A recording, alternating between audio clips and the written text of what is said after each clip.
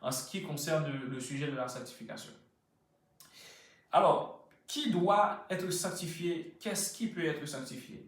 Alors, pour répondre à ces questions, nous devons normalement faire référence à la Bible. C'est-à-dire, avant même que nous essayions de trouver une définition pour la sanctification, ou encore avant même d'aller dans ce niveau où nous allons voir les différents types de sanctification, ce que nous allons essayer de faire ce soir, nous allons d'abord dans un premier temps voir qu'est-ce qui doit être sanctifié, qu'est-ce qui peut être sanctifié. Maintenant, je peux commencer par ouvrir la Bible et je vous invite vous aussi à faire pareil. On va regarder dans Genèse. Dans Genèse chapitre 2, le verset 3. Genèse chapitre 2, le verset 3. Et vous allez voir la première fois où le mot sanctifié a été utilisé dans la Bible. En tout cas, sanctifier, c'est un verbe donc, qui vient du grec, agios. Là, nous allons parler de la sanctification. Donc, la sanctification, c'est le nom. Et le verbe qui dérive de la sanctification, c'est sanctifier. Maintenant, avant même de rentrer dans la définition, on va voir qu'est-ce qui peut être sanctifié. Eh bien, selon la Bible, un objet peut être sanctifié. Le nom, comme par exemple le nom de Dieu, peut être sanctifié. Et les hommes aussi, c'est ça le centre, le sujet de notre étude ce soir. Les hommes peuvent être sanctifiés. Maintenant, est-ce que quelqu'un a trouvé Genèse chapitre 2, le verset 3? Je demanderai à notre frère de mettre pour nous, s'il te plaît, le verset sur la page du groupe. Mais en attendant, si quelqu'un a trouvé Genèse chapitre 2, le verset 3, il peut nous faire la lecture. Genèse 2, verset 3. Dieu bénit le 7e jour et il le sanctifia, parce qu'en ce jour, il se reposa de toute son œuvre qu'il avait créée en la faisant. Merci. Donc, Dieu a béni le 7e jour et Dieu le sanctifia. Donc, c'est l'un des premiers passages de la Bible où on va voir apparaître le mot sanctification.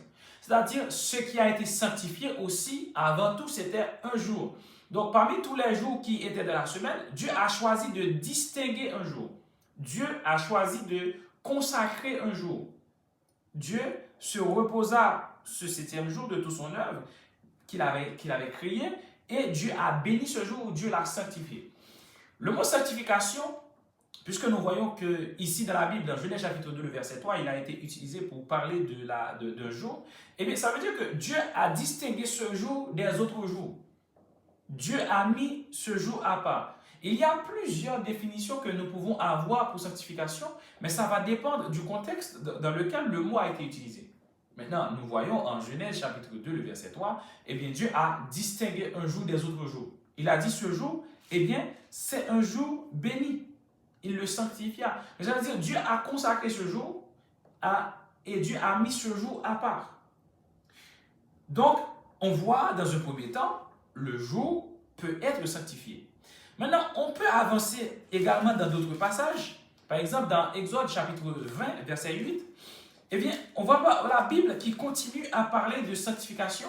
Et dans ce cas, ça va être encore la sanctification qui concerne un jour.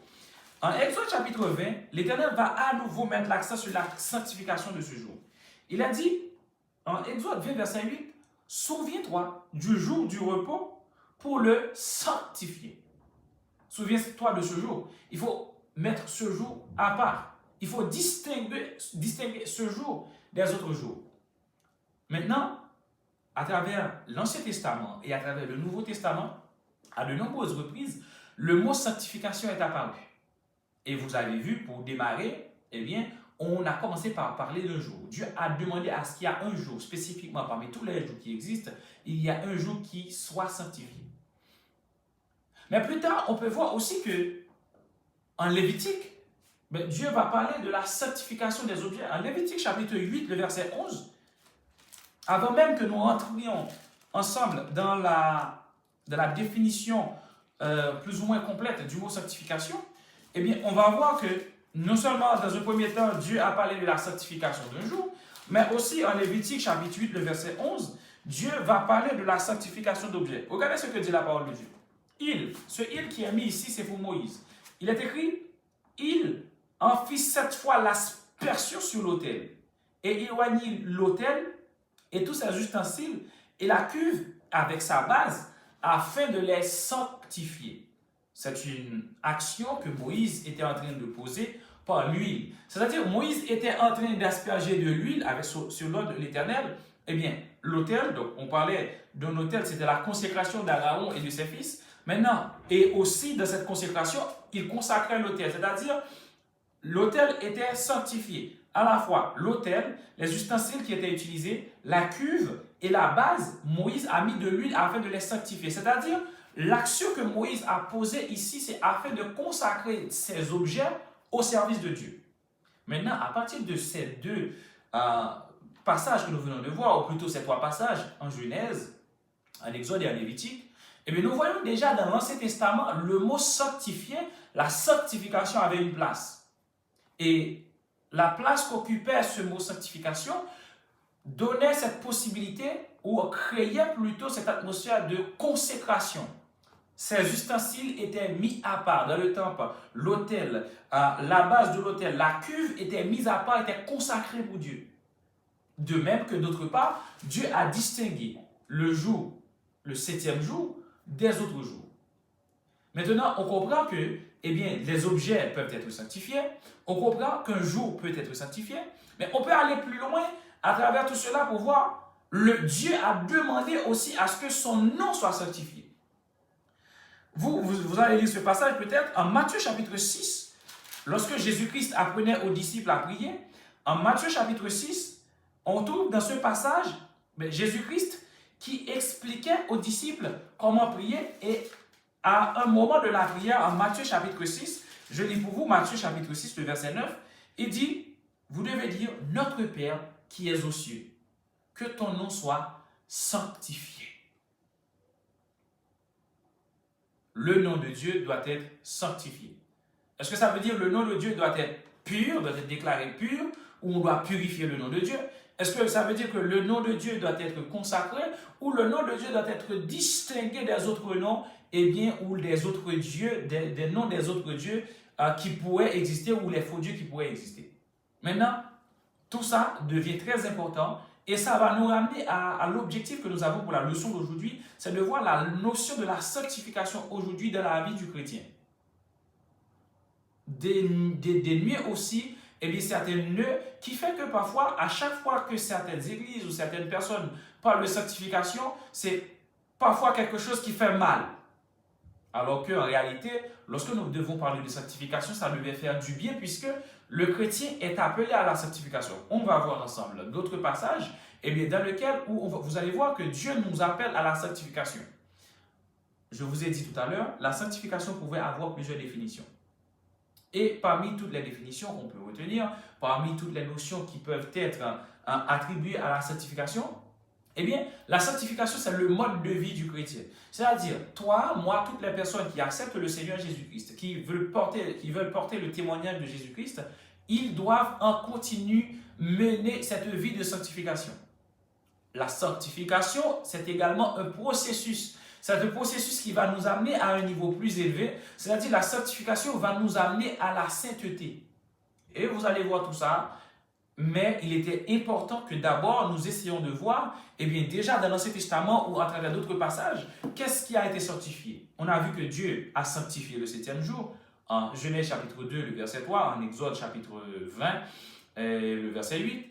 On a vu que des ustensiles qui étaient utilisés dans le temple ont été sanctifiés et Moïse avait mis de l'huile pour les sanctifier. C'est-à-dire, ces instruments étaient consacrés au service de Dieu.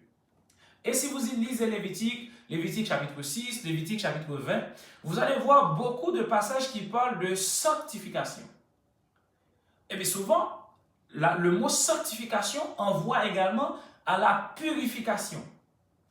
Parfois, le mot sanctification envoie à rendre quelque chose saint, rentrer dans un processus pour rendre quelque chose saint. Le mot sanctification veut dire également distinguer quelque chose des autres choses, consacrer cette chose, consacrer cette personne. Maintenant, nous, aujourd'hui, quand nous parlons de sanctification, qu'est-ce que nous devons voir et qu'est-ce que nous devons comprendre? En tout cas, mes frères et sœurs, nous devons savoir que quand nous parlons de la sanctification pour les hommes, pour les chrétiens, la première chose à comprendre, c'est déjà de comprendre le système, la composition de l'homme en lui-même. Comment nous sommes composés? Alors, je vous invite à chercher, on va voir comment nous sommes composés et comment ce travail de la sanctification devrait être fait dans notre vie. Regardons ensemble en 1 Thessaloniciens chapitre 5, le verset 23. Comment l'homme est composé et comment ce travail de sanctification peut être fait dans notre vie. Donc, si quelqu'un l'a trouvé, si notre frère il peut le mettre aussi pour nous sur le groupe d'études, on va voir en 1 Thessaloniciens chapitre 5, le verset 23, comment la Bible explique la composition ou les dimensions que l'homme il a en lui-même. Est-ce que quelqu'un a trouvé ce passage et peut lire pour nous en 1 Thessaloniciens 5, le verset 23?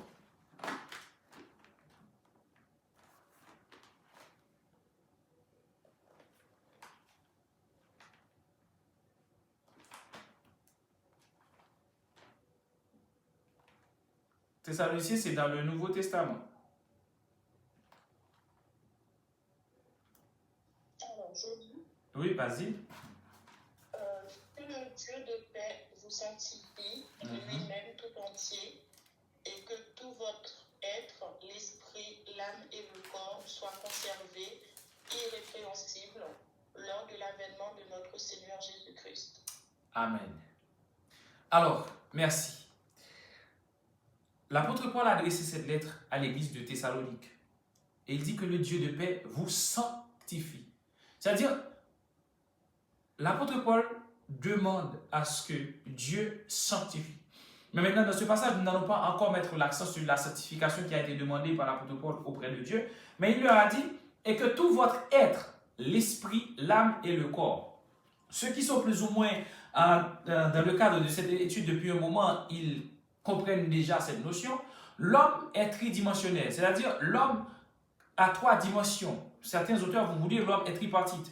C'est-à-dire l'homme a le corps, l'homme a l'âme et l'esprit. Chacun de nous qui existe, donc selon la Bible, selon 1 Thessaloniciens 5, verset 23, c'est-à-dire lorsque dans vos environnements, lorsque dans vos entourages, vous dites que l'homme est divisé en trois parties, eh bien, la référence qui vous permet de le dire en tant que chrétien, eh bien, c'est 1 Thessaloniciens 5, le verset 23. L'esprit, l'âme et le corps. Et puisque l'homme est en trois dimensions, l'homme est en trois parties, c'est-à-dire nous avons trois parties qui sont des parties vivantes de notre existence, eh bien, exactement, il y a trois morts aussi. Donc, d'où chaque partie est sujet à une mort. Donc, il y a le corps qui est sujet à la mort physique, c'est-à-dire quand vous arrêtez de vivre, quand vous arrêtez de respirer, c'est la mort physique. Il y a la mort spirituelle qui est la mort de l'esprit. C'est-à-dire quand l'esprit de l'homme est séparé de Dieu, quand l'esprit de l'homme n'obéit pas au commandement de Dieu, eh bien, l'esprit de l'homme est mort. Et je reviens un peu au passage de Genèse que je ne vais pas forcément revoir avec vous. Eh bien, dans la Bible, vous allez voir que la parole de Dieu avait clairement été ordonnée à Adam et à Ève pour leur dire, le jour où vous mangez cet arbre, vous mourrez. Et peut-être, vous allez entendre des gens vous dire, mais écoute, la Bible, est-ce que la Bible n'a pas menti ou est-ce qu'il n'y a pas confusion? Puisque lorsque Adam et Ève ont mangé l'arbre de la connaissance du bien et du mal, il ne s'était rien passé. Mais effectivement, ils sont morts parce qu'ils sont rentrés dans cette mort qu'on appelle la mort spirituelle. Donc, ils sont rentrés dans cette séparation avec Dieu, c'est la mort de leur esprit. Et ensuite, il y a cette partie de notre corps qui est l'âme. Et l'âme, c'est cette partie qui peut connaître la mort éternelle. D'où l'homme est tridimensionnel, c'est-à-dire l'homme est corps, âme et esprit. Il y a un auteur qui a tout simplement écrit, ou encore dans un livre de l'apôtre Yvan Castano, il a dit que l'homme est un esprit qui a une âme et qui habite dans un corps. Je reprends l'apôtre Castano, Yvan Castano, il a apporté cette définition de l'homme pour dire l'homme, c'est un esprit qui a une âme et qui habite dans un corps. Et chacune de ces parties sont sujettes à une mort. La mort spirituelle, c'est pour l'esprit, c'est quand l'esprit vit dans la rébellion et de la séparation totale avec Dieu, donc on a la mort spirituelle. Maintenant, la mort physique, c'est quand nous avons les fonctions physiques du corps qui arrêtent de se mouvoir, donc il n'y a plus de respiration, il n'y a plus de pouls, donc ce qu'on parle aujourd'hui, la mort clinique, cette personne a arrêté de respirer, donc la mort physique et la mort spirituelle, et la mort éternelle, c'est-à-dire la mort de l'âme.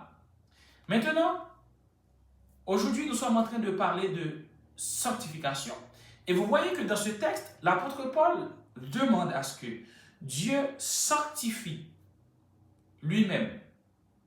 Toutes lettres de chaque personne qui font partie de l'église de Thessalonique et à nous autres aussi chrétiens aujourd'hui à qui ce message est adressé, que le Dieu de paix vous sanctifie tout entier. Donc c'est-à-dire que cette sanctification passe à travers votre esprit, votre âme et votre corps. Et puisque nous arrivons à ce niveau, ça va nous faire comprendre que lorsque aujourd'hui nous parlons de sanctification, il y a au moins 3 niveaux de la sanctification que les théologiens ils vont définir de cette manière. Ils vont parler dans un premier temps d'une sanctification qu'ils appellent une sanctification de position. Deuxièmement, ils vont parler d'une sanctification qui est une sanctification plutôt une sanctification pratique.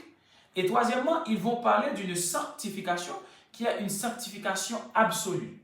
Donc ensemble, on va voir à travers la Bible qu'est-ce que les théologiens veulent dire lorsqu'ils parlent de tous ces éléments en ce qui concerne la sanctification. Sanctification à cause de la position, sanctification pratique et sanctification totale ou ce qu'on appelle sanctification absolue. Alors, il était important ensemble qu'on voit comment l'homme est composé pour pouvoir rentrer dans le domaine de la sanctification. Sanctifier, lorsque nous partons à l'origine de ce mot, ça veut dire mettre à part. Quelque chose qui est sanctifié, c'est quelque chose qui est mis à part. Mais quelque chose qui est sanctifié, c'est aussi quelque chose qui est rendu pur. C'est-à-dire, il est passé de l'état impur à l'état pur, il est passé de l'état profane à l'état sacré. Sanctifier, c'est la sanctification, c'est également un mode de vie. C'est-à-dire, c'est le mode de vie du chrétien. C'est-à-dire, le mode de vie du chrétien de tous les jours, c'est la sanctification. Et on va voir des passages, particulièrement, on va mettre l'accent sur la sanctification pratique. La sanctification, c'est également un processus. C'est-à-dire, la sanctification, c'est quelque chose que nous devons continuellement pratiquer afin d'atteindre un but, afin d'atteindre un objectif. L'objectif que nous devons atteindre, c'est la sainteté. Et pourquoi nous devons nous sanctifier? Eh bien, il y a plusieurs raisons qui expliquent pourquoi le chrétien doit être sanctifié. Mais dans la Bible, Dieu nous dit, « Soyez saints, car je suis saint. » Pourquoi nous devons nous sanctifier? Eh bien, nous devons nous sanctifier parce que l'Éternel, le Dieu qui nous appelle, est un Dieu saint. Et parce que nous allons voir également à travers d'autres passages que Dieu nous appelle à la sanctification. Maintenant, essayons de voir dans un premier temps la sanctification positionnelle. Eh bien, mes frères et sœurs, la sanctification positionnelle, ce n'est autre chose que la sanctification de notre esprit. Donc, la sanctification de position, c'est un acte par lequel Dieu nous met à part pour lui-même. Et Dieu nous met à part pour lui-même et pour toujours. Ne l'oubliez pas. Je ne veux pas que vous soyez perdus. Nous sommes en train de parler de sanctification aujourd'hui. Nous avions vu, à travers des textes de l'Ancien Testament, plusieurs fois où il est parlé de sanctification. Je ne sais pas, est-ce que vous pouvez me rappeler de quoi on a parlé comme peut-être objet qui pouvait être sanctifié avant? On avait pris un exemple en Genèse, c'était quoi? L'autel, oui, c'était en Genèse, c'était un Exode particulièrement, c'est Lévitique, l'autel, en Lévitique 8, verset 11, merci. On a vu l'autel, la cuve, la base. Eh bien, Moïse avait sanctifié tout cela en mettant de l'huile sainte. C'est-à-dire, il avait consacré tout cela à l'Éternel. Merci, Sœur Yanaël. Il y avait quoi d'autre qui était sanctifié après l'autel? Il avait béni aussi un jour. Et, ouais, Dieu avait sanctifié un jour, il avait mis ce jour à part. Donc Dieu, il avait mis ce jour à part, il a dit ce jour, je le déclare béni. Merci. Et il y avait une troisième chose aussi qu'on avait parlé. Le nom de Dieu. Le nom de Dieu. Jésus-Christ, de notre Père, en Matthieu chapitre 6, le verset 9, eh bien, quand nous prions, et ceux qui disent, il y a des personnes qui disent de notre Père tous les jours, que ton nom soit sanctifié.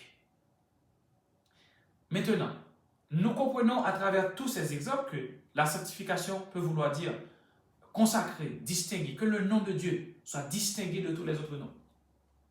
Maintenant, la sanctification peut vouloir dire on consacre, on met ça à part pour une raison bien précise. Donc ces objets, on ne va pas les utiliser comme des objets de tous les jours, mais c'est un objet qui est consacré à l'Éternel. Et la sanctification peut vouloir également dire, eh bien, débarrasser de toute pureté. Maintenant, la sanctification de position, on va mieux comprendre ce passage. Alors, la sanctification de position à travers deux passages. D'abord, à travers 1 Corinthiens chapitre 6, Si nous lisons les versets 11, nous allons voir qu'est-ce que la Bible nous dit concernant la sanctification. Et ça, c'est la sanctification de position. Alors, la sanctification de position, donc c'est un acte par lequel Dieu nous met à part. Alors, il y a deux manières, par l'action de Jésus-Christ et aussi par l'action du Saint-Esprit. Donc, Dieu nous met à part pour lui-même. C'est-à-dire, nous sommes consacrés à Dieu et nous sommes consacrés à Dieu pour toujours. Donc, c'est la première étape de la sanctification. Et cette étape de la sanctification se fait au niveau de notre esprit. Est-ce que quelqu'un a trouvé 1 Corinthiens chapitre 6, le verset 11? Si vous n'avez pas trouvé, moi, de mon côté, je peux lire pour vous que dit la Bible au sujet de la sanctification en 1 Corinthiens chapitre 6, le verset 11.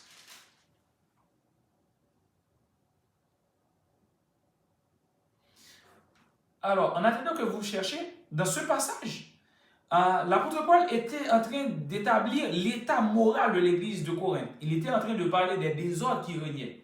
Et il a dit, ben, vous savez, il y a des personnes qui ne vont pas pouvoir hériter du royaume des cieux. Et dans les passages d'avant, il allait dire, eh bien, les efféminés, les adultères, les idolâtres, il a cité toute une liste de personnes qui ne peuvent pas avoir part dans le royaume des cieux. Et il a dit, mais attention, vous aussi, vous étiez parmi ces gens, dans le verset 11, c'est là que vous étiez, quelques-uns de vous. Il dit, mais vous avez été lavés, vous avez été sanctifiés, vous avez été justifiés au nom du Seigneur Jésus-Christ et par l'Esprit de notre Dieu. C'est ce qu'on appelle la sanctification de position. Donc la sanctification de position, mes frères et sœurs, eh bien, il nous est expliqué dans ce passage de 1 Corinthiens chapitre 6, le verset 11. C'est-à-dire, nous aujourd'hui qui acceptons Jésus-Christ, eh bien, à partir du moment où une personne décide d'accepter Jésus-Christ, il est rentré dans la sanctification. Il nous dit, vous avez été lavés, vous avez été sanctifiés et vous avez été justifiés au nom de Jésus-Christ et par l'Esprit de notre Dieu. C'est-à-dire, nous, en tant que chrétiens, nous sommes sanctifiés par notre position en Jésus-Christ. C'est-à-dire, c'est Dieu qui nous sanctifie lui-même. C'est-à-dire, Dieu, il nous met à part. Si autrefois nous étions des infâmes, nous étions des idolâtres, nous étions des adultères, nous étions des efféminés, etc., à partir du moment qu'une personne a accepté Jésus-Christ, c'est-à-dire cette personne a dit, Seigneur, j'ai le regret d'avoir passé ma vie à pécher contre toi. Je reconnais que tu es le Dieu vivant et vrai qui a donné ton Fils Jésus à ma place pour que j'aie la vie éternelle. Je te demande pardon, je veux devenir ton enfant. Ses péchés sont confessés, la personne manifeste le désir de devenir enfant de Dieu. Cette personne est tombée dans une première étape de la sanctification que les théologiens appellent sanctification de position. C'est-à-dire le fait que tu es rentré en Christ, eh bien tu es sanctifié. C'est-à-dire tu es lavé, tu es justifié. Mais comment? Un, au nom de Jésus-Christ. Deuxièmement, tu es justifié par l'Esprit de Dieu. Donc ça, c'est ce que les théologiens appellent, je vous dis, la sanctification de position. Mais il y a quelque chose aussi qui est extrêmement intéressant dans la sanctification de position. On peut aussi le voir à travers Colossiens chapitre 1er, le verset 12 et 13. On va voir dans ce passage, eh bien, l'apôtre va nous montrer que, eh bien, dans Colossiens chapitre 1er, le verset 12 et 13, que Jésus-Christ, par sa mort, nous a transportés dans un autre royaume. Donc, il y a ce changement de position qui fait que nous sommes mis à part pour Dieu et pour Dieu seul. Et ça, c'est ce que Dieu, il veut également. Regardez. Est-ce que quelqu'un peut lire Colossiens chapitre 1er, verset 12-13? Vous l'aviez déjà vu?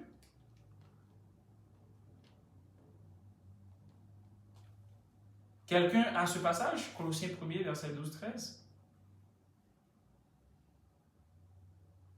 Colossiens, c'est dans le Nouveau Testament. C'est un livre que vous allez trouver après Philippiens.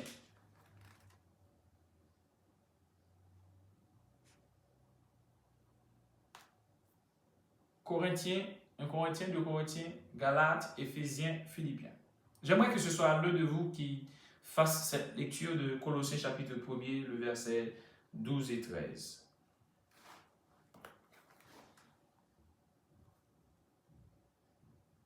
Alors, je dis, rendez grâce au Père qui vous a rendu capable d'avoir part à l'héritage des saints dans la lumière, qui nous a délivrés de la puissance des ténèbres et nous a transportés dans le royaume du Fils de son amour. Amen. Voilà, mes frères et sœurs, eh bien, la sanctification que nous sommes en train de parler par position. Maintenant, l'apôtre Paul parlait aux gens aux frères et sœurs de l'église de Corinthe.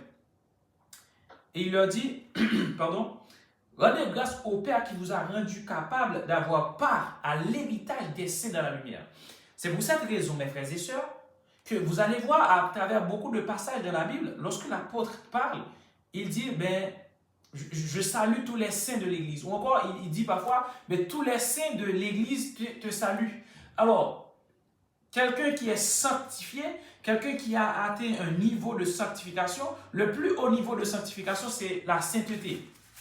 C'est pour ça que Dieu nous dit, eh bien, soyez saints, car moi-même, je suis saint. Donc, la procédure, c'est-à-dire le processus qu'on doit suivre pour arriver à la sainteté, c'est la sanctification. Et comme, par position, Dieu a fait de nous des saints, vous allez voir que dans certains épîtres, je ne sais pas si vous avez déjà fait attention, l'apôtre Paul, il va dire, ben, tous les saints vous saluent. Pourquoi? Parce que, à partir du moment que quelqu'un a accepté Jésus-Christ, eh bien, cette personne est devenue saint. Contrairement à ce que proclame la théologie de l'Église catholique. Alors, dans la théologie de l'Église catholique, il y a certaines personnes qui sont saintes et d'autres, il y a un silence à ce sujet. Je ne peux pas dire si l'Église catholique déclare que ces personnes ne sont pas saintes ou qu'est-ce qui se passe avec ces personnes. Mais dans l'Église catholique, il y a une pratique. Il y a des personnes qu'on a considérées comme étant très religieux, très catholiques, après avoir été enterrées. Maintenant, des années plus tard, ils font des cérémonies pour déterrer le corps de cette personne et pour réaliser comment a été le niveau de pourriture. Et vous allez entendre beaucoup d'histoires qui nous disent que ces corps n'ont pas vu la pourriture, donc puisque le corps de cette personne ne s'était pas transformé en poussière, les vers ne l'ont pas mangé, cette personne, nous déclarons que cette personne est sainte. Et parfois, on déterre ces gens, on expose ces corps et les personnes viennent, ils prient, bien entendu, ils prient ces personnes qui sont des personnes décédées, parce que ces personnes décédées sont déclarées saintes. Et ainsi, dans l'Église catholique, vous allez avoir qu'il y aura peut-être autant de saints que de jours dans l'année, ou même plus. Vous allez voir, il y aura Saint-Jacques, Saint-Philippe, Saint-Marie de ceci, Saint-Marie de cela, etc. En tout cas, ce qui n'est pas une pratique que nous avons vue dans la Bible. Selon la Bible, chaque personne qui a accepté Jésus-Christ est saint. Oui, je répète. En ce qui concerne la sanctification par position, dans la Bible, chaque personne qui accepte le Seigneur Jésus-Christ est appelé saint. Qu'est-ce qu'il nous a dit en Colossiens chapitre 1er? Il a dit, rendez grâce au Père qui vous a rendu capable d'avoir part à l'héritage des saints dans la lumière. Donc, le Père vous a délivré de la puissance des ténèbres. Le Père nous a transportés dans le royaume du Fils de son amour. Par le simple fait que vous avez accepté Jésus-Christ, vous êtes transporté du royaume des ténèbres, vous êtes délivré du royaume des ténèbres, et vous êtes transporté dans le royaume de Jésus-Christ, c'est-à-dire dans le royaume du Fils de son amour.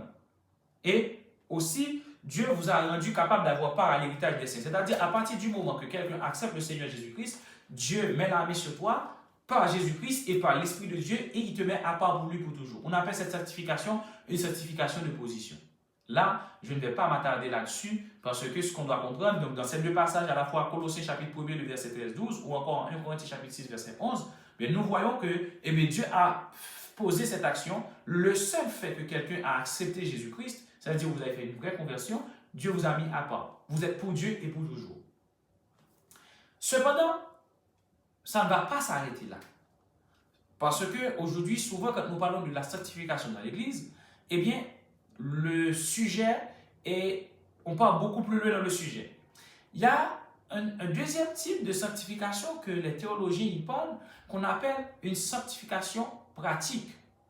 C'est-à-dire, la sanctification pratique, c'est-à-dire vous êtes sanctifié au fur et à mesure, vous devenez de plus en plus sanctifié. Et cette sanctification pratique, ce n'est pas dans votre esprit comme c'était le cas tout à l'heure quand on voyait la sanctification de par position. Maintenant, il y a la sanctification pratique, c'est dans le corps et l'âme. Ce que nous devons savoir, comme nous l'avons vu tout à l'heure, l'homme est composé de ces trois dimensions, l'esprit, l'âme et le corps. Lorsque notre esprit a été tué, en tout cas, vous savez grâce à qui, ou en tout cas à cause de qui nous avions connu la mort spirituelle, nous étions totalement séparés de Dieu. qui est bien entendu l'œuvre de Satan. Maintenant, lorsque l'esprit était mort en nous, il y a le corps et l'âme qui se mettent ensemble pour pécher contre Dieu. De cette manière, vous allez même voir en Genèse chapitre 6, la parole de Dieu, la Bible va nous dire, eh bien, ce que l'homme faisait que le mal. Lorsque Dieu regardait les hommes, eh bien, la pensée du cœur des hommes, eh bien, c'était qu'ils se penchaient uniquement vers le mal.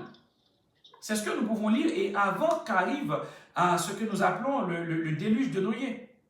Donc, Genèse chapitre 6, verset 5, je vais lire pour vous. Lorsque nous étions morts spirituellement, qu'est-ce qui se passait? L'Éternel vit que la méchanceté des hommes était grande sur la terre et que toutes les pensées de leur cœur se portaient chaque jour uniquement vers le mal.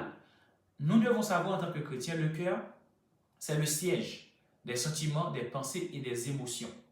Et c'est pour cette raison que Jésus-Christ a été clair lorsqu'il parlait dans le livre de Luc. Eh bien, lorsque les pharisiens reprochaient à ses disciples d'avoir mangé sans avoir lavé les mains, ils disaient à Jésus-Christ, tes disciples, ils sont en train de se souiller. Jésus-Christ dit, attention, ce qui souille l'homme, ce n'est pas qui rentre, mais c'est ce qui sort du cœur de l'homme qui le souille, à savoir les mauvaises pensées, la cupidité, etc. Pourquoi? Eh bien, mes frères et sœurs, lorsque c'est le cœur qui contrôle l'homme et que nous ne sommes plus contrôlés par l'esprit, eh bien, le corps s'unit avec ce que nous appelons l'âme pour pécher contre Dieu. Et c'est pour cette raison que lorsque quelqu'un accepte Jésus-Christ, vous êtes devenu saint, parce qu'il y a un travail qui se fait au niveau de votre esprit. On appelle ça une nouvelle naissance. Donc c'est la première étape de la sanctification. Ce qui veut dire, mes frères et sœurs, on ne peut pas avoir une vie de sanctification pratique, c'est-à-dire vous ne pouvez pas avoir une sanctification de votre corps et de votre âme si votre esprit n'était pas sanctifié. Je reprends. Vous ne pouvez pas avoir une sanctification pratique, c'est-à-dire une sanctification de votre corps, une sanctification de votre âme si votre esprit n'est pas d'abord sanctifié. Parce que l'Esprit de Dieu, il vient habiter dans votre esprit. Et c'est pour ça, on parle de mort spirituellement quand votre esprit est en totale déconnexion avec Dieu. Et Dieu avait dit à Adam et à Ève, le jour où vous mangez ce fruit, vous mourrez. Et vous avez vu ce qui s'est passé. Lorsque nous regardons l'histoire du livre de Genèse, après que les hommes ont mangé l'arbre de la connaissance du bien et du mal, ils ont péché contre Dieu, donc ils sont morts spirituellement, et en étant morts spirituellement, Dieu a prononcé cette sentence, les hommes vont mourir physiquement, et par ce que les hommes vont mourir physiquement loin de la présence de Dieu, ce qu'ils ont eu comme mérite, c'est la condamnation éternelle. Voilà pourquoi le sujet de la sanctification, c'est un sujet qui est important pour le chrétien. Parce que sans la sanctification, sans connaître et comprendre comment fonctionne la sanctification, l'homme va vivre dans une mort spirituelle qui plus tard va inévitablement conduire à la mort physique. Et de cette mort physique aussi, l'homme va connaître ce qu'on appelle la seconde mort qui est la mort éternelle. Il y a une seule manière d'échapper à la mort éternelle, et c'est en ayant connaissance de la parole de Dieu. C'est en ayant cette capacité de comprendre l'appel de Dieu sur la vie de chacun de nous. C'est pour cette raison que je vous explique dans un premier temps, c'est Dieu qui vous met à part pour lui-même et pour toujours, par l'action de Jésus-Christ et par l'action du Saint-Esprit. Maintenant, dans un deuxième temps, il va y avoir la sanctification pratique. Ça veut dire quoi? Ça veut dire si quelqu'un décide de mener une vie qu'il appelle une vie de sanctification pratique, alors que l'esprit de cette personne n'a jamais été mis à part pour Dieu, cette personne est en train de travailler en vain. Ça veut dire quelqu'un qui n'a jamais rencontré Jésus-Christ et qui vous dit, bon écoute, je n'ai jamais rencontré Jésus-Christ, mais par conséquent, je vais à l'église tous les dimanches, et par conséquent, je porte des vêtements qui sont des vêtements décents, j'essaie de me mettre dans certaines postures, etc. Parce que souvent, quand les gens ils entendent parler de sanctification, ils pensent tout simplement à l'extérieur. Ils pensent tout simplement à l'apparence, alors que la sanctification commence au niveau de l'esprit.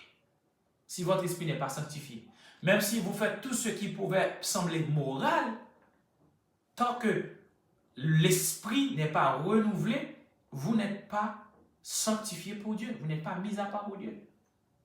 Et c'est pour cette raison, je vais faire référence à cette histoire qui se trouve en Matthieu chapitre 3, si je ne me trompe pas, la rencontre de Jésus-Christ et de Nicodème. Et c'est pour cette raison que Jésus-Christ n'arrêtait pas de traiter les pharisiens d'hypocrites. Et c'est la même chose. Donc, quelqu'un qui met des principes, qui durcit, qui dit, vous devez vous habiller ci, vous devez vous comporter de cette manière, vous devez avoir telle apparence, vous devez faire ci et ça, alors que l'esprit de cette personne n'est pas renouvelé, alors que cette personne n'a pas connu une nouvelle naissance, cette personne est une hypocrite.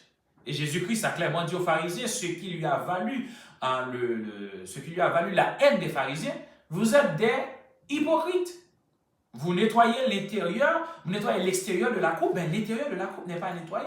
Donc c'est comme vous faites la vaisselle chez vous, mes frères et sœurs, vous lavez une assiette, vous lavez l'extérieur, c'est complètement nettoyé et propre, mais l'intérieur, vous avez mangé du maïs, du riz ou du petit mil la veille, mais vous n'avez pas nettoyé l'intérieur, vous mettez encore de la nourriture dedans. Jésus-Christ dit, vous êtes des hypocrites. Jésus-Christ dit aux pharisiens, vous êtes des tombeaux blanchis, parce que vous parlez de la purification. Mais la purification que vous cherchez à montrer, c'est une purification de l'extérieur. Et lorsque Nicodème est venu vers Jésus pour dire, mais Jésus, écoute-moi, qu'est-ce que je dois faire? Parce que je sais que si quelqu'un peut faire les miracles que toi tu fais, cette personne vient de Dieu. Qu'est-ce que je dois faire? Vous savez ce que Jésus-Christ a répondu à Nicodème? Je vous invite à regarder avec moi. Matthieu chapitre 3. On va voir Matthieu chapitre 3. J'espère que je ne me suis pas trompé. En Jean chapitre 3, pardon. En Jean chapitre 3, de préférence. Qu'est-ce que Jésus-Christ a répondu à Nicodème?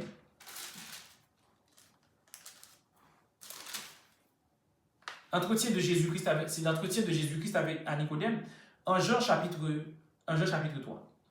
Est-ce que quelqu'un le trouve, Jean chapitre 3, verset 3, pour voir ce que Jésus-Christ a dit à Nicodème?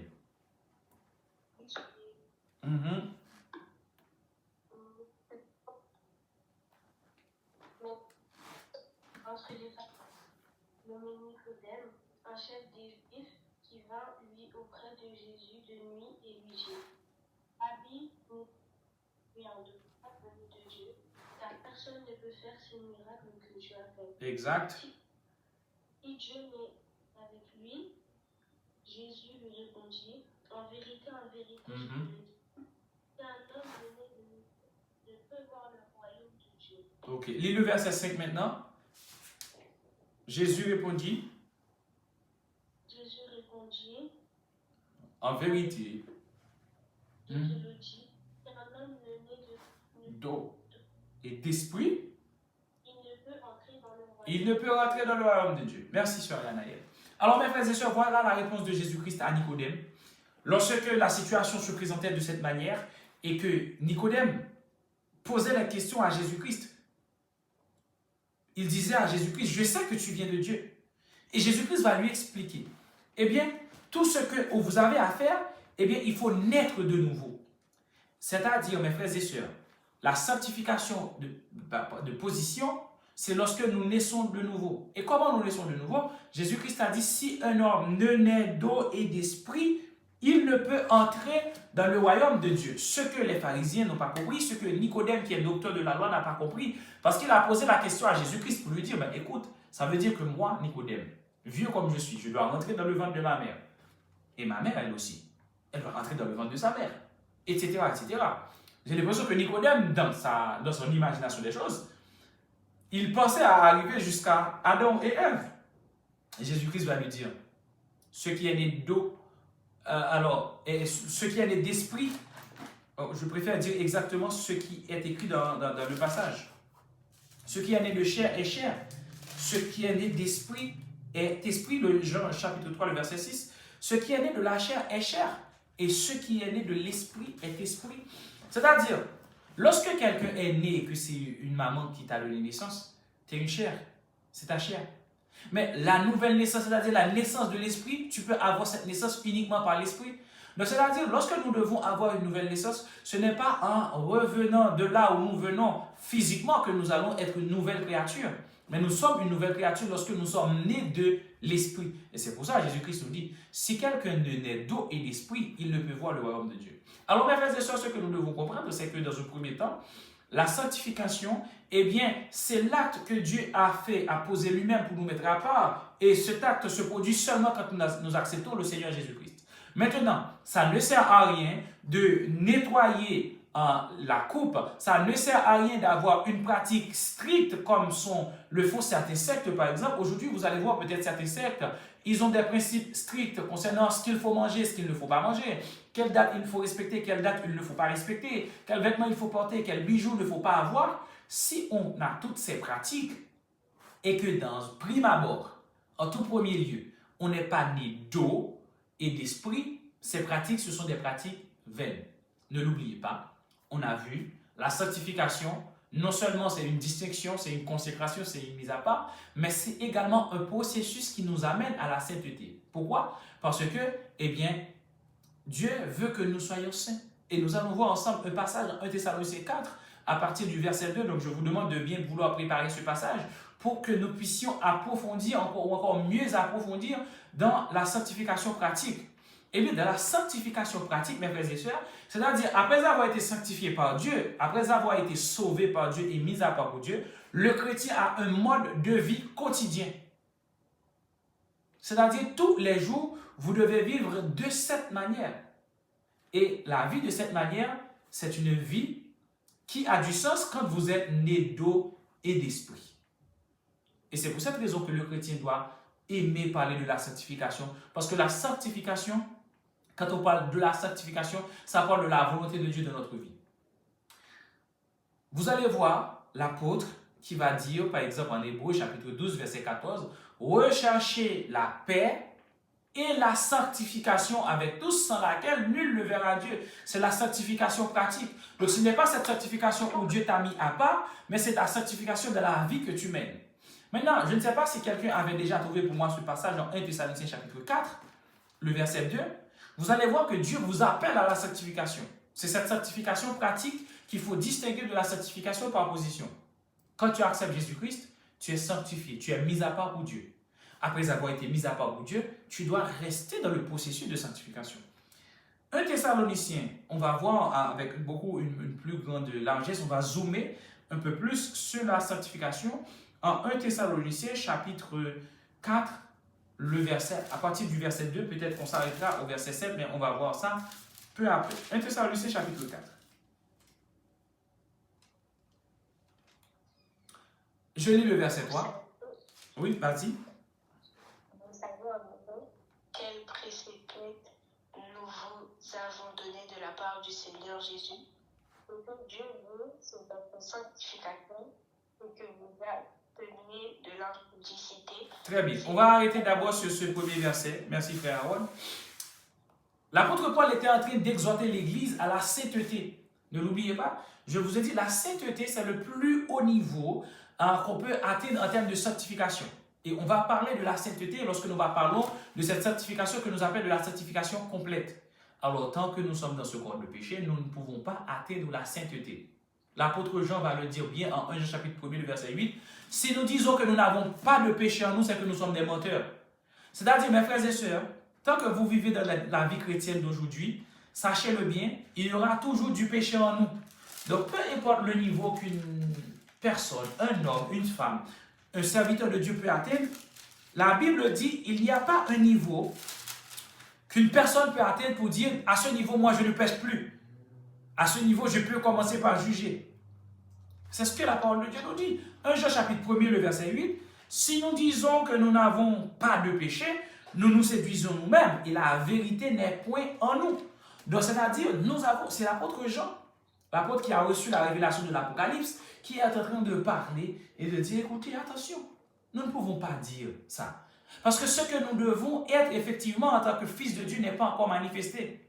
Parce que là, nous sommes en partie. C'est ce qu'on appelle la sanctification pratique. C'est-à-dire, peu à peu, nous nous approchons dans ce que Dieu attend de nous. C'est pour cette raison, Dieu, il est patient. Donc, c'est-à-dire, dans la sanctification pratique, dans 1 Thessaloniciens chapitre 2, l'apôtre Paul est en train d'expliquer à l'église de Thessalonique, en termes de conduite, voilà ce que Dieu attend de vous. Donc, il a dit, vous avez appris comment vous devez conduire. Vous devez vous conduire, gens de Thessalonique. Il a dit au verset 3 que le frère Aaron vient de lire, ce que Dieu veut, c'est votre sanctification. Et c'est quoi votre sanctification? C'est que vous vous absteniez de l'impudicité. Ah, attention, c'est important.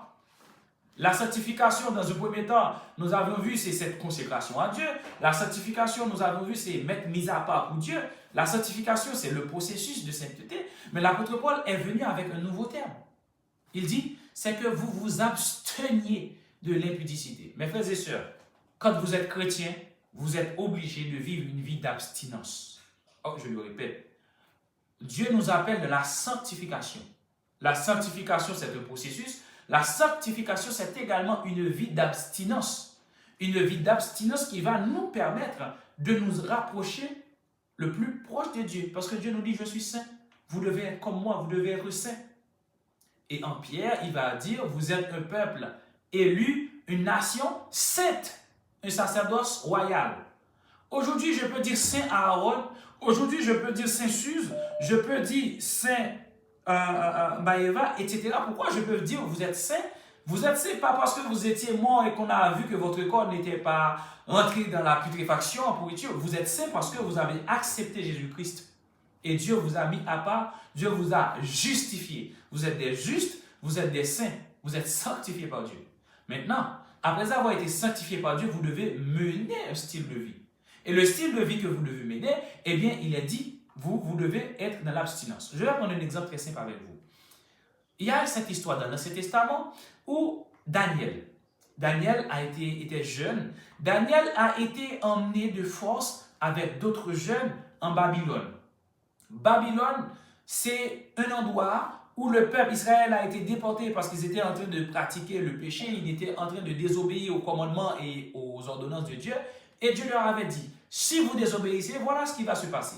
Mes frères et sœurs, Dieu ne plaisante pas. Dieu est juste. C'est-à-dire, quand Dieu a prononcé une sentence, quand Dieu il a déjà établi les lois, si vous désobéissez à la loi de Dieu, vous tombez automatiquement sur la sanction. Il n'y a pas de demi-mesure avec Dieu. Donc ça s'appelle la justice de Dieu. Effectivement, le peuple d'Israël avait péché contre Dieu, ils ont péché, ils n'observent pas le sabbat, ils n'observent pas les commandements de Dieu. Dieu leur a dit, ne vous inquiétez pas, vous allez être déportés. Le temps, le jour, l'heure fixée par Dieu, ils ont été déportés dans un autre pays appelé Babylone. Babylone, ce n'est pas un pays chrétien, ce n'est pas un pays, en tout cas, on ne parlait même pas de chrétiens à l'époque de Babylone, donc ce n'était pas un pays qui avait la crainte de Dieu. Les gens, ils adoraient des idoles. Ils mangeaient aussi de la nourriture qui était de la nourriture que l'Ancien Testament interdisait, de la nourriture interdite. Et vous savez quoi? Daniel avait de la nourriture sur sa table, ce qui était de la nourriture souillée. Mais bien que la nourriture souillée était sur la même table que Daniel mangeait, Daniel a choisi de faire une abstinence. Nous aussi chrétiens, c'est pareil. C'est-à-dire, la sanctification pratique fait que le chrétien aujourd'hui peut toujours vivre dans ce monde de Babylone. Vous pouvez être toujours assis sur cette table où on amène toutes sortes de mets, toute qualité de nourriture souillée. Mais parce que vous êtes mis à part pour Dieu, parce que vous êtes saint déjà, et parce que vous êtes appelé aussi à mener une vie de sanctification, vous ne touchez pas à cette nourriture que tout le monde est en train de toucher. Daniel a fait une abstinence. Il a mangé quoi? Des légumes et de l'eau. C'est-à-dire, mes frères et sœurs, si on rentre sur le point de vue pratique, quand vous êtes chrétien, vous êtes appelé, vous êtes saint. Dieu vous appelle saint. Et quand vous êtes dans ce processus de la sainteté, même si, comme nous le dit la Bible, en 1 Jean chapitre 1, verset 8, il y a toujours le péché qui va venir habiter en nous. Il y a le péché qui va vouloir toujours rôder autour de nous, mais nous avons une responsabilité. Cette responsabilité de rester consacré à Dieu. Il est effectivement écrit dans la Bible, c'est Dieu qui produit en vous le bon vouloir et le faire. Ça veut dire, mes frères et sœurs, la meilleure manière de rester sanctifié, c'est de s'approcher de Dieu. Souvent, nous pensons qu'avec notre propre force, nous pouvons même faire face à des tentations ou nous pouvons même nous exposer. Vous êtes dans l'erreur. La Bible dit clairement que celui qui croit être debout prenne garde afin que cette personne ne tombe pas. Maintenant, nous devons nous abstenir. Que vous vous absteniez de l'impudicité, même que vous vous absteniez de tout ce que la Bible demande d'abstenir, ça c'est la sanctification. Donc, ce n'est pas parce que toutes les personnes de votre entourage fument que vous devez fumer.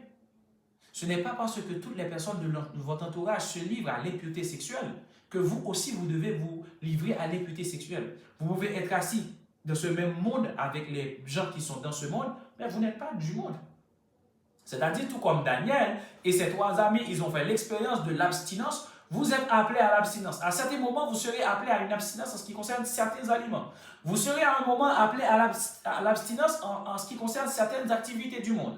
Vous serez appelés à l'abstinence en ce qui concerne certains habillements. Vous serez appelés à l'abstinence en ce qui concerne certaines relations. Et ça, c'est ce qu'on appelle la sanctification pratique. Frère Aaron, est-ce que tu peux lire le verset 4, toujours pour nous en 1 Thessaloniciens?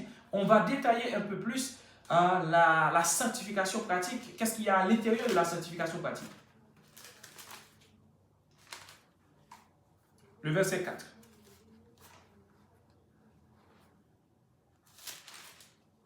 Que chacun de vous sache ce que vous faire dans la sainteté et l'honnêteté. Et vous avez entendu que la sanctification, c'est quoi? C'est que chacun de vous sache posséder son corps dans la sainteté et dans l'honnêteté. C'est-à-dire, après avoir été appelé saint par Dieu, après que Jésus-Christ t'a transporté dans le royaume de son amour, eh bien, Dieu vous fait un appel continu, c'est-à-dire amener une vie pratique. Vous devez posséder votre corps dans la sainteté et dans l'honnêteté. C'est-à-dire, vous êtes appelé en tant que chrétien à être honnête à tous les niveaux. Vous devez être honnête, pas uniquement au sein de l'Église, au niveau de votre travail, au niveau de votre relation avec votre voisin de palier, au niveau de votre relation avec vos parents, au niveau de votre relation au travail. Vous êtes appelé à être honnête. Souvent, aujourd'hui dans nos églises, quand les personnes, les gens, les leaders parlent de sanctification, ils visent généralement un péché sexuel. Ne soyez pas dans l'adultère. Ne soyez pas dans la fornication. Ne soyez pas dans la masturbation. Ne soyez pas dans l'impudicité. Ce n'est pas uniquement la sanctification. Comme je vous le dis, la sanctification, c'est un style de vie. La sanctification, ce n'est pas me sentir pur, me sentir saint au plus haut niveau de la sainteté, alors que les autres, ils sont en train de traîner dans l'amour. Non. Si nous disons que nous n'avons pas de péché, nous sommes menteurs. Mais la sanctification, c'est mener une vie d'abstinence, c'est posséder son corps dans la sainteté et dans l'honnêteté. Verset 5, qu'est-ce qu'il dit? Sans vous livrer à une convoitise passionnée comme le font les païens. Et aujourd'hui, on peut décliner cette parole de la Bible dans plusieurs domaines.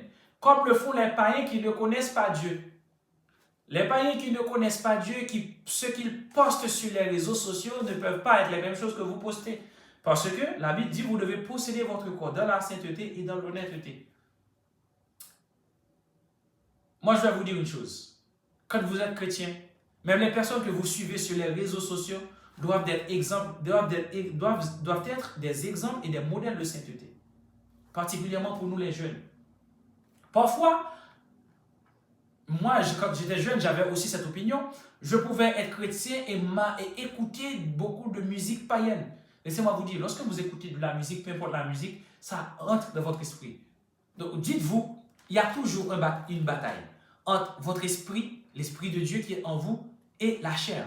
La chair, c'est ce que les organes des sens ont désiré par la faute du péché. La Bible nous dit, entretenez-vous. C'est-à-dire, faites des entretiens dans votre corps, faites des entraînements. Pas des prières, des cantines, des chants de louange et d'actions de grâce. Donc je ne peux pas être chrétien, dire que je mène une vie de sainteté en écoutant les mêmes musiques que les païens écoutent. C'est ce que nous dit la Bible. Hein? Il nous dit, ne vous livrez pas à des convoitises, c'est-à-dire à des envies, à des désirs passionnés, comme le font les païens. Souvent, la personne qu'un chrétien a le plus de passion pour, la personne pour qui certains chrétiens, particulièrement les jeunes, ont beaucoup plus de passion, c'est un païen. C'est un païen qui accomplit des œuvres païennes. La Bible nous dit, vous ne pouvez pas faire comme les païens qui ne connaissent pas Dieu. C'est-à-dire, c'est à nous d'être les modèles des païens et non aux païens d'être nos modèles. C'est-à-dire, s'il y a des followers de, je ne sais pas, des artistes, des top modèles, des mannequins, etc., passionnés et à fond, ça ne devrait pas être vous. Parce que la Bible nous dit, voilà comment vous devez vous entretenir. Entretenez-vous par des psaumes, des cantiques, des chants de louange et des actions de grâce. Moi, je vais vous dire sincèrement, quand vous n'arrivez pas à ce niveau, où les personnes qui ne sont pas chrétiens autour de vous ne se sentent pas dérangées par votre comportement, c'est qu'il y a un niveau de sanctification que vous n'avez pas encore atteint. Je n'écoute pas ces genres de musique. Je ne m'habille pas de cette façon. Attention, je vous l'ai bien dit. Si vous avez ces attitudes pratiques et que vous n'êtes pas né de nouveau, vous êtes une hypocrite. Donc, c'est-à-dire, n'essayez pas d'avoir une attitude morale ou une attitude qui va envoyer une très belle image de vous, alors que vous savez que vous n'êtes pas né de nouveau, vous n'êtes pas né d'eau et d'esprit. La première démarche, c'est d'être né d'eau et d'esprit. C'est-à-dire, Dieu reconnaît en vous une personne sainte. Dieu a mis son esprit en vous. Dieu agit en vous par Jésus-Christ. Ensuite, viendront les autres étapes de la sanctification, à savoir la sanctification pratique. Je reste toujours dans ce texte parce qu'il est très intéressant. Ce texte qui nous dit, 1 Thessaloniciens toujours, chapitre 4, verset 6, il dit c'est que personne n'use envers son frère de fraude, de cupidité dans les affaires. Je ne sais pas s'il y a des hommes d'affaires ou des femmes d'affaires sur le groupe, mais la Bible nous dit clair. Mais la démarche de la sanctification va jusque dans les affaires. Parfois, les hommes d'affaires, les femmes d'affaires connaissent beaucoup de procédés pour détourner, par exemple, des lois fiscales. Par exemple, pour tromper l'État, si je déclare ça et je ne déclare pas ça, bientôt ça va être la déclaration des impôts. Un chrétien ne doit pas mentir sur sa déclaration d'impôts. La parole de Dieu nous dit que personne n'use de fraude envers son frère, de cupidité dans les affaires. La cupidité dans les affaires, c'est-à-dire, je sais tellement avoir de l'argent pour moi, conserver de l'argent, je suis en train de mentir. Donc, quand vous êtes en train de mentir, attention, là, vous régressez dans la sanctification pratique. Et qu'est-ce que la Bible nous dit? Ce que Dieu veut, c'est votre sanctification. Ces passages, mes frères et sœurs, c'est des passages que vous devez vous en souvenir, hein, vous devez graver ces passages dans votre tête. Et la parole de Dieu est claire, il dit, car, verset 7, Dieu ne nous a pas appelés à l'impureté, mais il nous appelle à la sanctification. C'est-à-dire une autre définition qu'on peut avoir tout carrément de la sanctification. La sanctification, c'est un appel de Dieu sur la vie de chaque chrétien. La sanctification, c'est un appel de Dieu sur la vie de chaque croyant. Quand Dieu t'appelle à devenir chrétien, quand Dieu t'appelle à devenir frère, à devenir sœur, quand tu es né de nouveau, Dieu t'appelle à la sanctification. C'est-à-dire, tu marches de la sanctification parce que tu es sauvé. Tu es déjà sauvé, tu es saint, Dieu t'a transporté du royaume des ténèbres dans le royaume d'amour de son Fils bien-aimé, dans le royaume du Fils de son amour. Donc, parce que vous avez déjà traversé cette étape, parce que Dieu vous a déclaré honnête, parce que Dieu vous a déclaré saint, eh bien, vous allez appliquer ce qui est écrit dans 1 Thessaloniciens chapitre 4, à partir du verset 2 jusqu'au verset 7, qui nous dit, eh bien, voilà ce que Dieu veut. Et vous savez, mes frères et sœurs, lorsque vous vous trouvez dans cette situation, où vous n'avez pas envie de conformer à ces choses. Ah oui, s'il y a d'autres choses. On me fait passer pour un vieux. On me demande toutes ces choses, c'est parce que Dieu veut. Dieu sait que je peux vivre de telle manière. Dieu sait que je ne suis pas encore prêt. Voilà ce que la Bible dit. Moi, j'aimerais que ce soit l'un de vous qui lise ce verset, pas frère Aaron, parce qu'il a déjà fait une lecture pour nous. 1 Thessaloniciens chapitre 4, le verset 8. J'aimerais que quelqu'un d'autre, autre que frère Aaron, nous fasse la lecture de 1 Thessaloniciens 4, le verset 8. Qu'est-ce qu'il est dit dans 1 Thessaloniciens 4, le verset 8? Ah, pardon. Précepte reçu par un homme, mais Dieu qui vous a aussi donné son Saint-Esprit. Amen. Celui qui rejette ses préceptes ne rejette pas un homme, mais rejette Dieu qui a donné son Saint-Esprit. C'est-à-dire, moi je vous invite à travers cette leçon que nous sommes en train de voir aujourd'hui, à vous poser la question, combien de fois vous avez rejeté Dieu? Combien de fois vous avez rejeté Dieu? Et aussi, vous avez rejeté le Saint-Esprit que Dieu vous a donné. C'est-à-dire, lorsque quelqu'un choisit de frauder à tous les niveaux, hein, que ce soit un feu rouge que vous avez grillé, vous avez reçu l'amende, vous dites ce n'était pas moi qui étais en train de conduire, ce qui est plutôt courant, malheureusement.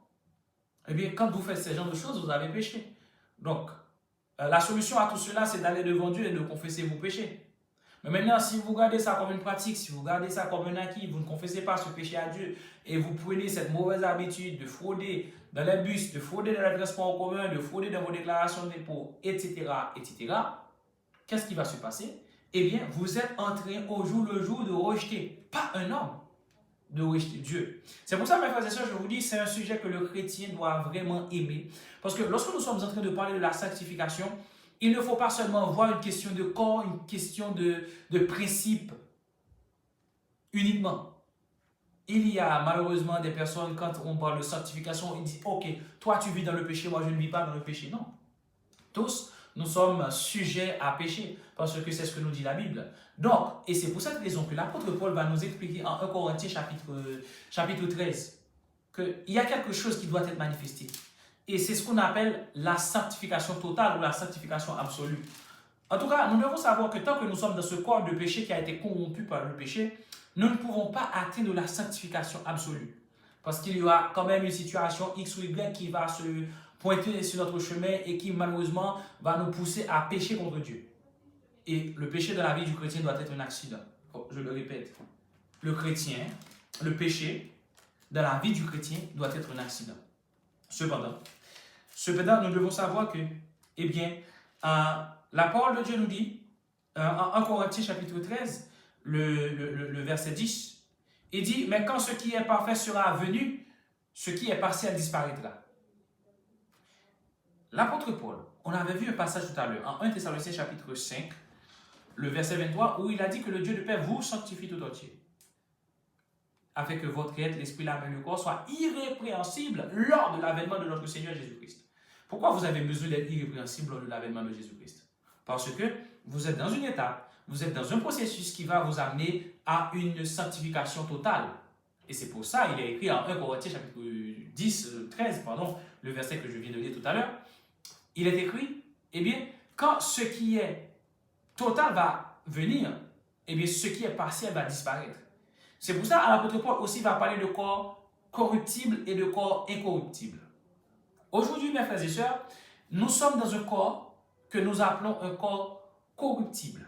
C'est-à-dire, c'est un corps qui peut être frappé par le péché, qui peut être surpris par le péché, où nous pouvons être tentés et parfois tomber, malheureusement, dans notre démarche de la sanctification. Ça arrive pour la simple et bonne raison que eh bien, nous sommes encore dans ce corps. Et c'est cette raison qui pousse l'apôtre Paul, peut-être que frère Aaron pourra trouver cette référence. Il a dit, à chaque fois je vais faire le P et ce qui est bien, mais c'est le péché qui vient devant moi. C'est-à-dire, vous aussi, vous essayez de faire des efforts personnels pour atteindre certains niveaux, pour vous approcher de Dieu, mais c'est parfois le mal qui apparaît sur votre chemin, parce que vous êtes encore dans un corps corruptible. Mais Dieu nous appelle à la sanctification. Donc le fait que nous sommes dans un corps corruptible, ce n'est pas une excuse pour pécher. Mais plutôt nous devons nous comporter comme nous le dit Galates chapitre 5, le verset 16 et le verset 17. On va voir ce que la Bible nous dit en Galates. Et l'Esprit aussi fait un travail en nous. De même que l'apôtre Paul a parlé aux jeunes de Thessalonique et à nous aujourd'hui sur la manière que nous devons nous conduire dans la sanctification.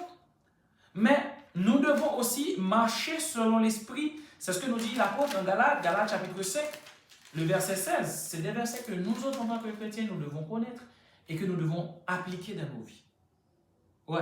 Nous devons connaître que ce soit le contenu de ces versets et également la référence de ces versets. Galates chapitre 5, le verset 16, il est écrit, je vous dis donc, marchez selon l'esprit et vous n'accomplirez pas les désirs de la chair. Mes frères et sœurs, à chaque fois que quelqu'un accepte Jésus-Christ, il y a une nouvelle naissance. Ton esprit est vivifié. Et maintenant, il y a une bataille. Il y a la chair avec ses convoitises, c'est-à-dire tout ce que la chair peut désirer, ce que les yeux peuvent désirer, la bouche, ce que les oreilles peuvent entendre, ce que le nez peut respirer, etc. Tout ce que le corps peut ressentir, qui déclare une bataille à l'esprit.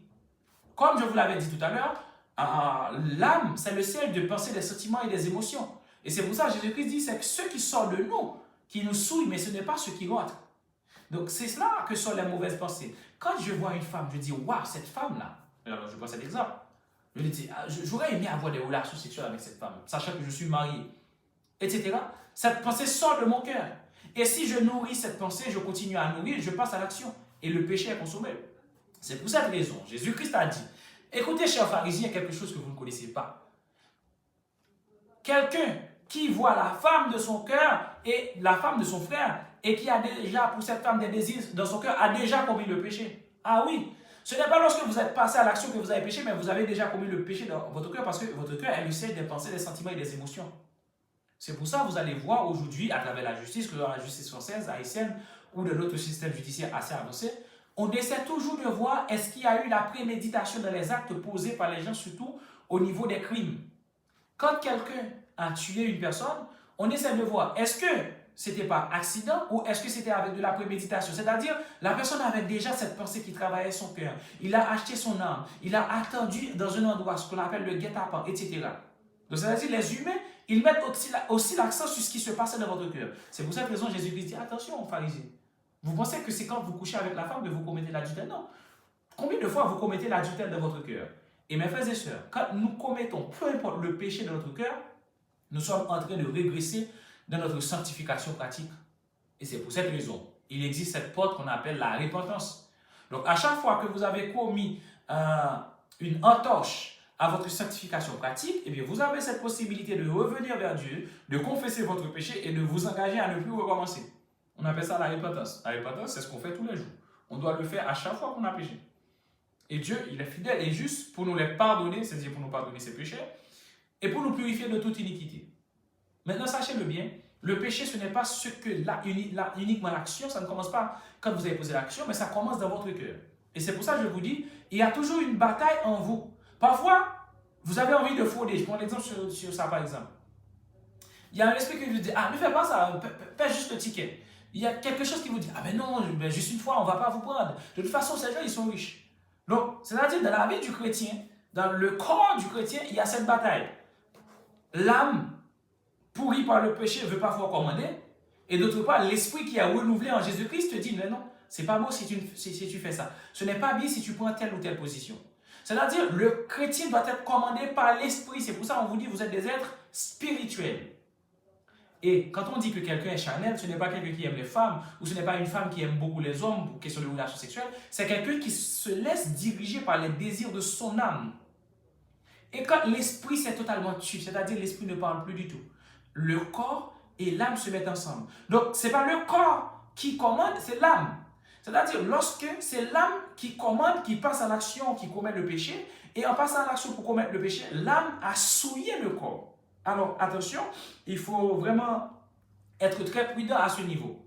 C'est pour ça que Jésus-Christ a dit, attention, ce n'est pas à l'action que vous avez posé. Maintenant, lorsque vous posez l'action, c'est votre âme qui a souillé votre corps. Des fois, mes frères et sœurs, il y a des gens qui sont dans des situations de péché, c'est-à-dire qui ont totalement abandonné la sanctification.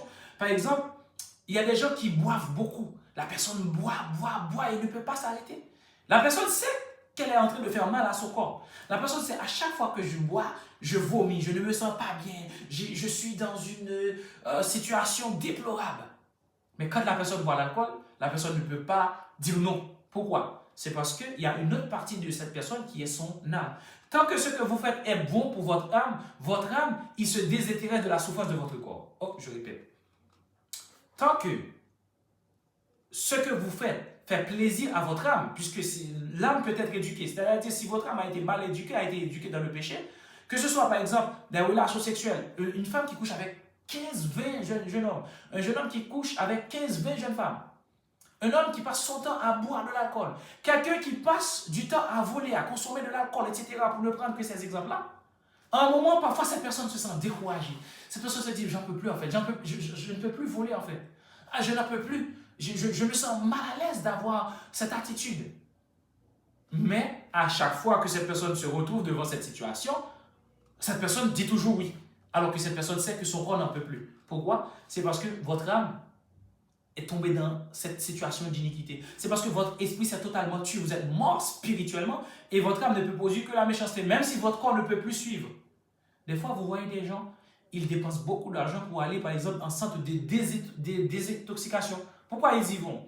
Ou par exemple, ils vont dans des cercles des alcooliques anonymes. Pourquoi? Ils cherchent des traitements parce que leur corps leur dit non, je n'en peux plus. Je ne peux plus supporter ça. C'est un fardeau. Alors c'est quand on a totalement abandonné la sanctification.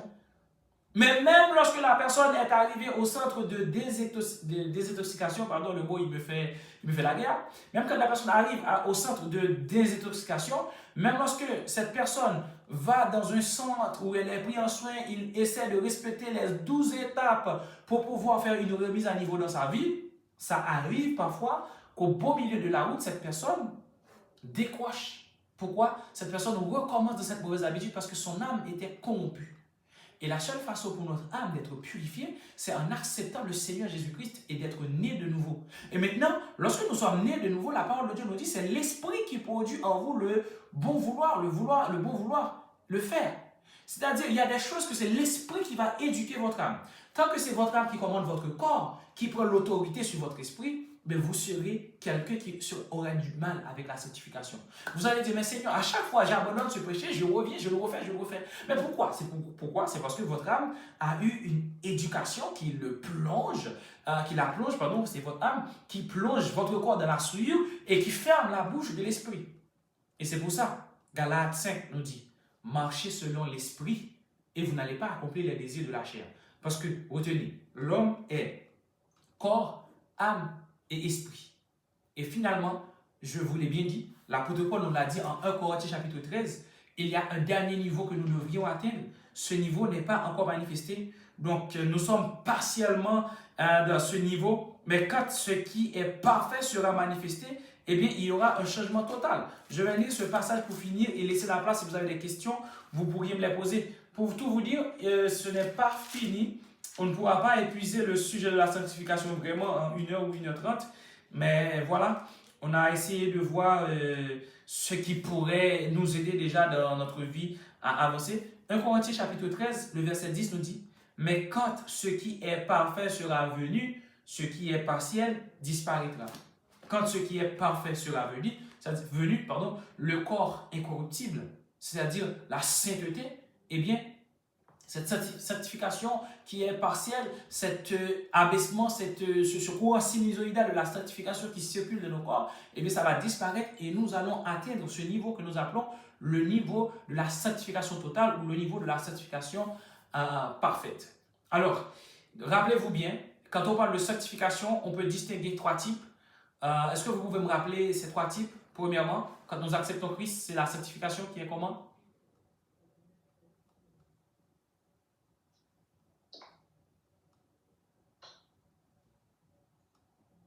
On appelle comment cette sanctification? La sanctification positionnelle. Oui, merci, c'est la sanctification positionnelle. Donc, c'est l'acte par lequel Dieu il nous met à part pour lui-même et pour toujours. Donc, c'est-à-dire, à partir du moment que quelqu'un accepte Christ, on peut l'appeler saint. C'est comme quand vous acceptez Christ, on t'appelle frère. Frère Aaron, sœur Mariam, sœur Solange, etc. Eh bien, on pouvait dire saint aussi. Saint Wood, saint Olson. Parce que, saint Liliane. Parce que, eh bien, vous êtes devenu saint. Dieu vous a rendu saint. Maintenant, deuxième certification, c'est la certification pratique. Merci. Donc, la certification produite, c'est dans votre comportement, dans votre mode de vie. Donc, l'Esprit va produire en vous le bon vouloir et le faire. Mais comme vous l'avez vu en 1 Thessaloniciens chapitre 4, les versets 2 à 7, eh bien, il y a cette sanctification qui est éditée par notre conduite. Et finalement, lorsque ce qui sera parfait sera venu, comme nous le dit 1 Corinthiens chapitre 13, verset 10, cette sanctification, on l'appelle la sanctification comment? Total. Bravo, félicitations. Merci à vous. Je vois que vous étiez en train de suivre et vous êtes prêts à mener une vie de sanctification. Alors, je vous laisse le temps de vous me poser des questions parce que j'ai beaucoup parlé. Donc, je vous laisse le temps maintenant de me poser des questions si certaines choses n'étaient pas claires ou si vous voulez des éclaircissements.